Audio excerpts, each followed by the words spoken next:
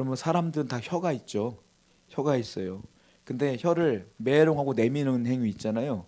우리가 그거 보면 기분 되게 나쁘잖아요. 나를 꼭 모욕하는 것 같고 경멸하는 것 같고.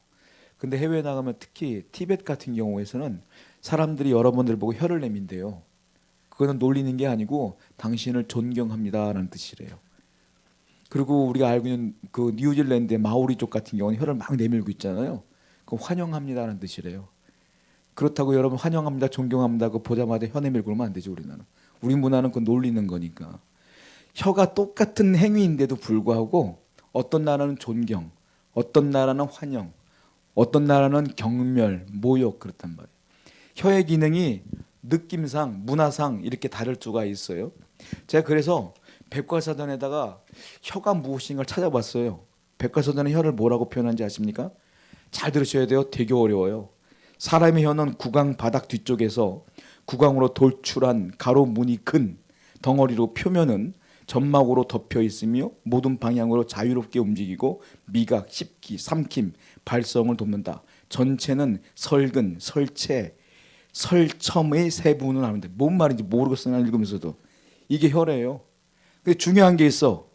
혀에 네 가지 기능이 있대요. 요거는 알겠어. 뭡니까? 미각, 씹기, 삼킴, 발성.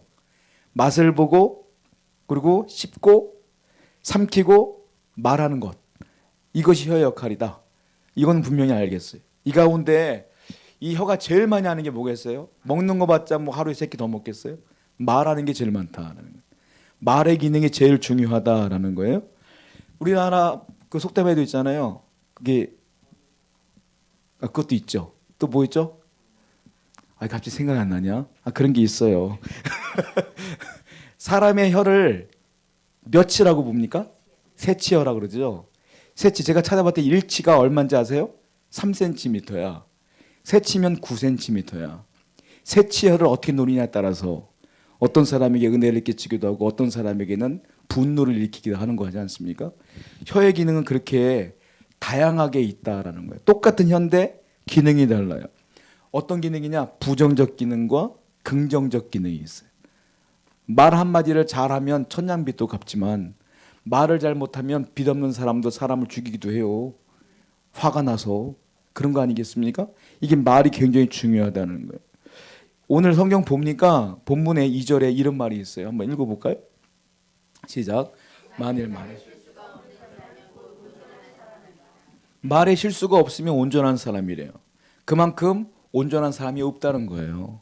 다 말에 실수가 있다는 겁니다. 그런데 이 말은 무슨 말이냐면 말에 실수가 없다는 건 내가 말하는 것들을 잘 컨트롤해라 이거예요. 그러면 네가 온전해질 수가 있다라는 거예요. 우리가 성령의 인치심을 받아 하나님의 은혜를 받아 그러면 사람이 변화되지 않습니까? 어디서 제일 먼저 변화되는 줄 아세요? 언어 습관이 바뀌어요. 말투가 바뀌어요. 은혜 받은 사람은 말 단어 선택이 달라. 근데 은혜 받지 못한 사람들 이 사람들은 말이 여전히 거칠어. 그러니까 은혜 받으면 제일 먼저 변하는 게 언어다라는 거예요. 성화되지 못하는 분들을 저 딱 봤을 때 저 사람은 아직 멀었네. 우리가 판단 기준이 있어요. 그게 뭔지 알아요? 그것도 말이야. 말을 들어보면 저 사람은 아직 은혜를 못 받은 것 같아. 아직도 저런 말을 쓰네? 이런단 말이에요. 그러니까 은혜 받은 사람은 말이 바뀌어야 돼. 험한 말, 거친 말, 상처 주는 말 이게 쏙 들어가고 하나님을 찬양하는 말, 은혜로운 말, 격려하는 말 이런 말로 바뀌어야 된단 말이에요. 오늘 본문을 보니까 말 많은 자들을 향하여 경고하고 있어요. 뭐라고 하느냐? 본문 1절입니다. 읽어보겠습니다. 시작.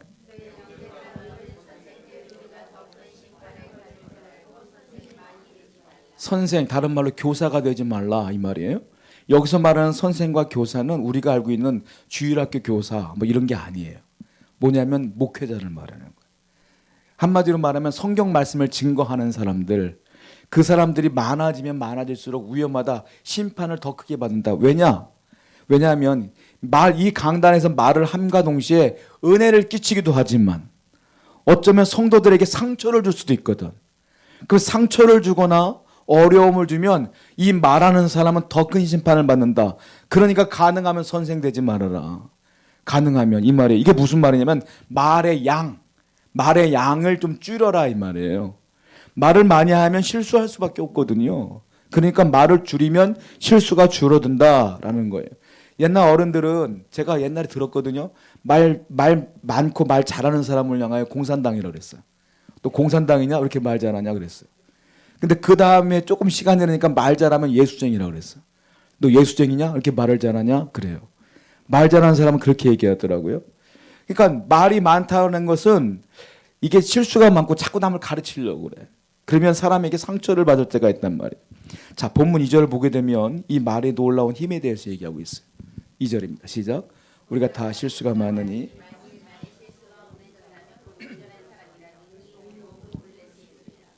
말에 실수가 많으면 큰 문제가 되니까 가능하면 실수하지 말아라 라고 말하면서 이렇게 표현을 해요. 다음 절 3절이에요.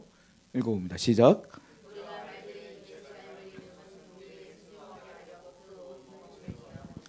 말에 뭘 매겨요? 재갈. 우리가 알고 있는 타는 말에 재갈을 매긴다는 것은 물린다는 건 내가 말을 잘 조종하기 위해서다. 그 말이에요. 그러니까 재갈이 말을 조종한다는 거예요. 작은 재갈이. 그러니까 내 혀가 나를 조종하다. 조심해라 이 말이에요. 또 두 번째는 배와 키를 얘기하죠. 4절입니다. 시작. 또 배를 보라. 그렇게 크고 광풍이 밀려가는 것들은 그 큰 배도 키 하나 때문에 방향키 때문에 좌지우지된다. 그 키가 작아 보이지만 굉장히 중요한 것이다. 이 얘기를 하고 있고요. 세 번째는 불과 많은 나무와 숲이에요. 5절입니다. 시작. 이와 같이 혀도 작은 지체로되 산불 날 때 보면 처음부터 큰 불 나지 않아요. 누가 버린 담뱃불, 누가 쓰레기장에서 이렇게 조금 종이 태우다가 바람 날려고 불타고 작은 불씨로 나무가 타고 숲이 탄다 이 말이에요. 혀도 마찬가지라는 거예요. 혀 하나 잘못 놀려서 네 인생 옆에 있는 사람들 다 죽인다 이 얘기를 하는 거야. 말이 얼마나 중요한지를 알아야 된다. 지금 말했던 재갈, 키 그리고 작은 불 공통점이 뭡니까? 작다. 작지만 그 모든 것들을 좌지우지한다. 이게 뭐다? 이게 혀다라는 거예요. 5절입니다. 읽은 맛 또 한번 읽어볼게요. 5절 시작. 이와 같이 혀도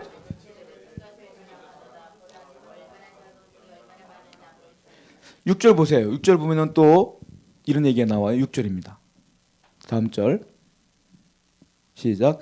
혀는 것 불이요 불의의 세계라.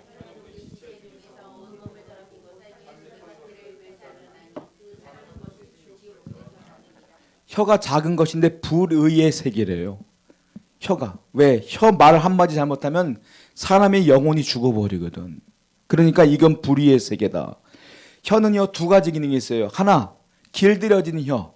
두 번째, 길들여지지 않은 혀. 두 개야. 성경에 말하면 그 두 가지밖에 없어요.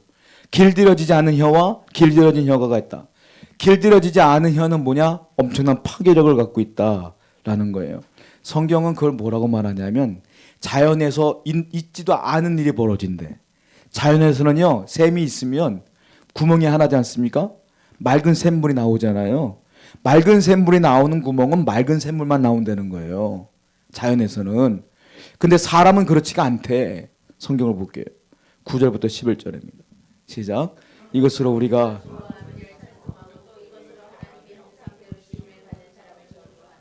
한 입에서 찬송과 저주가 나오누다. 내 형제들아 이것이 마땅하지.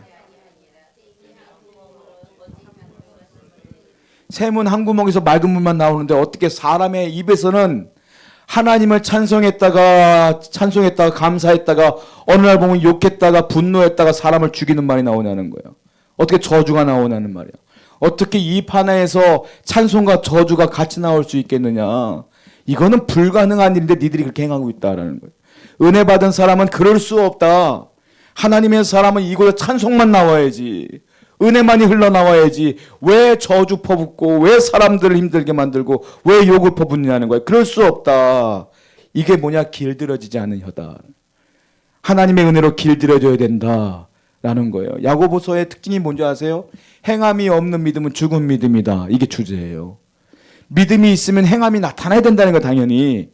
그러면 이 언어도 똑같다는 거예요. 믿음이 있으면 당연히 결과가 나타나야지. 은혜로운 결과가. 왜 한 입에서 두 가지가 나오냐라는 거예요. 이 파괴력이 엄청나다는 겁니다. 우리의 혀는 어떨까요? 길들여졌습니까? 길들여지지 않았습니까? 잘 고민해 보세요. 제가 청소년 자살 사례집을 봤어요. 근데 이런 얘기가 있더라고요. 청소년 아이 한 명이 자살을 했어요. 얘가 하도 비행 청소년으로서 말썽만 부리다가 집에 들어오니까 아빠가 잿더리를 던지면서 그 아이에게 뭐라고 말하냐면 너도 사람이냐? 넌 내 아들 아니다. 나가 뒤져라. 이렇게 했어. 근데 그 애가요. 그 말 듣고 진짜 나가서 죽었어. 아파트에서. 극단적인 얘기지요. 근데 청소년 자살 사례집에 나오는 얘기야. 이게. 그 말이 얘한테는 비수가 돼서 그냥 죽어버렸어요. 여러분, 하나님의 사람들은 이 말을 어떻게 하냐에 따라서 교회가 세워지고 어떻게 하냐에 따라서 교회가 무너지냐 두 개가 나와요. 아까 뭐라고 했어요? 혀는 불의의 세계라. 지옥 불이에요. 말을 내가 잘못하면 교회 공동체가 지옥 공동체가 되는 거예요. 근데 내가 말을 잘하면 이 공동체가 살리는 공동체가 되는 거예요. 우리 함께 언어 습관을 잘 바꿔야 돼. 은혜롭게 찬양하고 은혜롭게 격려하고 은혜롭게 사랑하는 저 여러분 되기를 축원드립니다. 기도하겠어요.